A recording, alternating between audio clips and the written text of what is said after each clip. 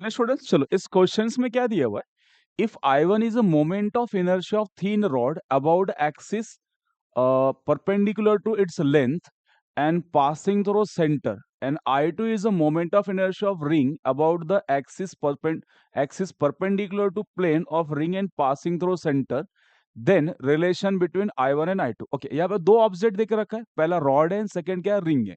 ठीक है, तो आप बोल सकते हो यहाँ से अगर मैंने रॉड कंसिडर किया, ये रॉड ले लेते हैं। रॉड का क्या चाहिए, सेंटर के about moment of inertia, centre के अबाउट ये ले लेता हूं, ये हो गया I1। ठीक है, दूसरा क्या दिया, रिंग दिया हुआ है, लाइक ऐसे लेता हूं, ये रिंग हो गया, इसके सेंटर के about and perpendicular to plane ये I2। क्वेश्चन में I1 एंड I2 का रिलेशन पूछा है, और यहाँ पे जो ये रिंग बन रहा है, ये रिंग बन कैसे रहा है, इस रॉड को बेंड करके रिंग बन रहा है।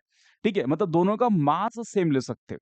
इसका मास अगर m है तो इसका भी मास, रिंग का भी मास का m रहेगा, बिकॉज रॉड को बेंड करके क्या बना रहे, रिंग बना रहे। लिखा है यहाँ पे देखो कि इस बाय बेंडिंग द रॉड। ठीक है, रिंग कैसे फॉर्म हो रहा है, बाय बेंडिंग द रॉड। ठीक है, दोनों के मोमेंट ऑफ इनर्शिया का रेशो लेंगे। अब इसका लेंथ अगर मैं L कंसिडर करता हूं, इसका लेंथ L लेता हूं, और इसका रेडियस कितना आएगा R।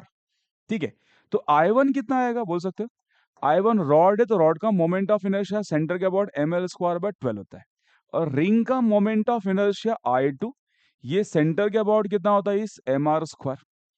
हमें चाहिए क्या, इसका रेशो चाहिए, तो रेशो निकाल लेते हैं कैसे, इस I2 डिवाइड बाय I1 कितना आएगा, इस mr² डिवाइड बाय कितना आएगा, इस ml² डिवाइड बाय 12।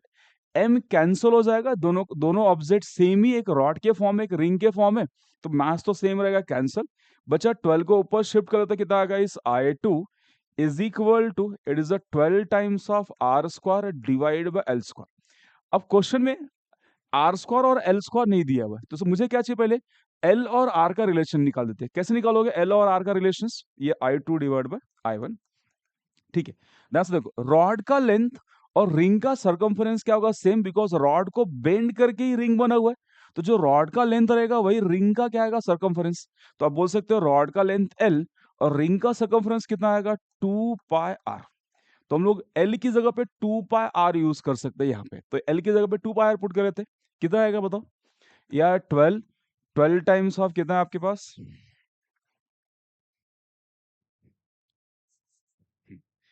तो यहाँ पे इस 12r² as it is, L की जगह पे कितना आएगा, 2πr², that is 2πr the whole square. तो ये हो गया आपके पास 12r² डिवाइड बाय 4π²r²। ठीक है, कैंसिल क्या हो जाएगा, यहाँ से r² कैंसिल, 4 से कैंसिल, कितना आ रहा है, 3 डिवाइड बाय π²। कितना आ रहा है आंसर, इस 3/π²। है क्या कहीं पे आंसर, इस 3/π²। सिंपल, रॉड का मोमेंट ऑफ इनर्शिया लेना था, रिंग का मोमेंट ऑफ इनर्शिया, दोनों को डिवाइड करना था। डिवाइड करके रॉड और रिंग क्या, दोनों दोनों रॉड को ही बेंड करके रिंग बनाया हुआ है, तो रॉड का लेंथ और रिंग का क्या होगा, सरकमफरेंस सेम आएगा। ठीक है, तो L की जगह पे 2πr वहां पे सब्स्टिट्यूट कर देना। ठीक है, चलो थैंक यू।